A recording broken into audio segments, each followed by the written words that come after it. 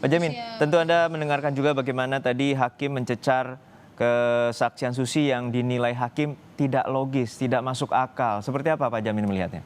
Ya, tadi hakimnya bahkan Mhm. mengatakan, inilah kalau keterangan kalau sudah disetting. Jadi Mhm. kelihatannya hakim kan sudah memahamin bahwasannya apa yang disampaikan ini kelihatannya sudah disetting gitu. Setting artinya memang sudah ada perencanaan oleh orang-orang tertentu dibicarakan, besok kamu ngomong apa, kamu harus ngomong ini, kalau ditanya ini kamu ngomong A, kalau ditanya B kamu harus begini, kalau ditanya kembali lagi begini. Nah, ini yang selalu menjadi keterangan ini menjadi sulit ya, menjadi berbelit-belit seperti ini begitu, karena yang saya katakan tadi mindsetnya mindset settingan gitu loh. Jadi hakim ini sudah sampai mengulangi lagi tadi, dia mengatakan kamu kalau sudah keterangan di setting begini susah kan dia bilang begitu, karena hakim udah paham benar karena udah terbiasa dia memeriksa para saksi-saksi. Mhm. Nah,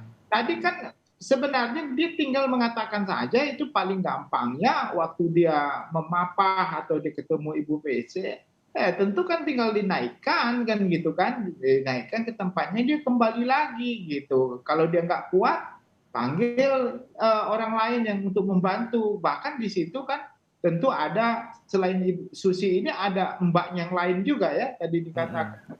Yang sama wanita gitu, jangan laki-laki gitu ya ibaratnya dia bisa. Nah, jadi inilah yang justru hakim menilai kok cepat sekali lalu menyebutkan nama-nama korban Yosua. Mhm. Joshua begitu ya, Mhm. yang padahal hakimnya belum tanya apakah Joshua dipanggil juga atau Joshua ada di mana, dia lalu ngomong Joshua gitu. Jadi lalu hakim langsung melihat, "Loh, kenapa kamu ngomong Joshua? Saya belum tanya," begitu. Jadi itulah kelihayan ya hakim dalam merangkai suatu pertanyaan-pertanyaan yang supaya kelihatan orang ini benar-benar mengungkapkan fakta yang sebenarnya atau memang dia sengaja menutup-nutupi fakta atau memberi keterangan yang tidak benar begitu. Mhm. Saya kira eee, kembali lagi kita nggak begitu banyak berharap kalau ini diulang-ulang terus dan dia masih konsisten Mhm. untuk bicara tentang apa yang dia nggak ungkapkan kebenaran itu gitu. Nah, ini kan baru satu sisi, belum lagi nanti sisi bisa guling, apakah dia ikut juga nanti di Duren 3, ini kan jadi pertanyaan-pertanyaan yang sangat kritikal gitu ya bagi untuk mengungkapkan kasus ini. Tadi saya pernah dengar juga terkait dengan CCTV ya. Dia mengatakan CCTV ini bagus nggak semua peralatan? Dia bilang bagus. Pernah rusak? Nah, kalau pas ditanya CCTV pernah rusak, dia Tidak langsung tahu. mengatakan tidak tahu. Mhm. Siapa yang memperbaiki CCTV? Dia bilang ya ada orang lain di dalam atau luar, orang luar. Berapa kali diperbaiki dia tidak tahu. Jadi ada poin-poin tertentu, Mas Ajuno, yang memang dia tidak akan mengungkapkan kebenaran faktual begitu. Contohnya poin tentang keterangan apakah Ibu PC tadi benar-benar pernah cerita tentang dia, apa penyebab dia sakit atau tidak. Lalu poin-poin terkait ada nggak pembicaraan antara Ibu PC dengan FS. Kelihatannya poin itu blank, sengaja yang untuk di-blank-kan. Lalu terkait dengan CCTV di Saguling, itu juga titik blanknya ada di situ juga. Dan kaitan apa pembicaraan antara FS dengan PC juga, apakah didengar, itu pasti akan blank juga.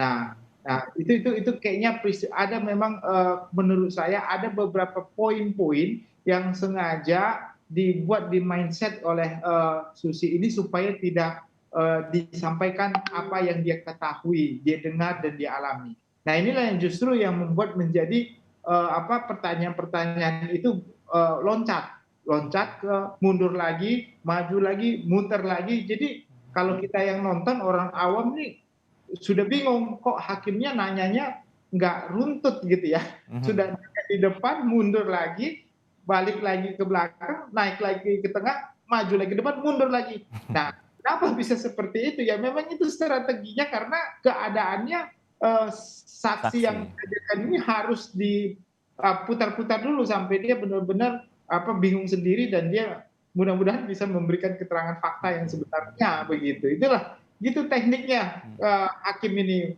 Mas Juno. Ya, sebuah strategi hakim untuk mencari kekonsistenan bagaimana keterangan dari saksi karena seperti yang Anda bilang ada bolong atau blank dari runutan kronologi ataupun keterangan dari saksi Susi. Namun yang kami ingin tanyakan di sini Pak Jamin bahwa sebenarnya hakim tampaknya ingin menggali motif dari apa yang terjadi di Magelang karena saksi Susi ini juga berada di Magelang pada saat sebelum berangkat ke Jakarta bersama dengan Putri Chandrawati dan juga korban Yosua Huta Barat.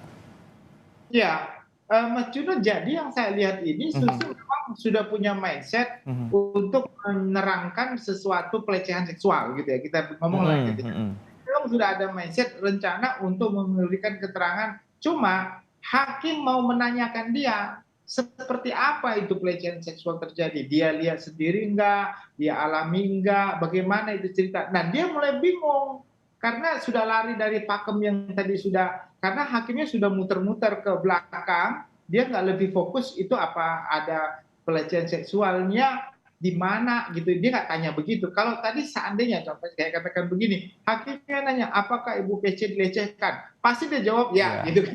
Dia jawab bagaimana cara melecehkannya, dia pasti cerita. Tetapi kan hakim pintar, dia nggak langsung pada titik permasalahan itu, karena kalau ditanya itu jawabannya udah jelas. Jadi hakim tidak akan bertanya itu, dia tanya dari belakang dulu, muter-muter dulu ya. Kayak kita makan bubur ayam ya panas itu kan dari samping baru ke tengah begitu. Nah, itulah teknik penyidik teknik memberikan saksinya. Nah, jadi itu belum sampai titik itu. Nah, sekarang masih muter-muter biar nanti dia konsistensi nggak. Kalau dia ngomongnya nanti, tapi inti terakhirnya saya kira hakim nanti akan nanyakan itu. Menurut Anda lihat nggak ada pelecehan seksual di sana? Nah, kalau dibilang iya, tetapi keterangan sebelumnya nggak mendukung, berarti kan nggak cocok. Hakim nggak bisa menerima itu keterangan yang benar ya, sebagai keterangan yang benar. Begitu gitu tekniknya, Mas.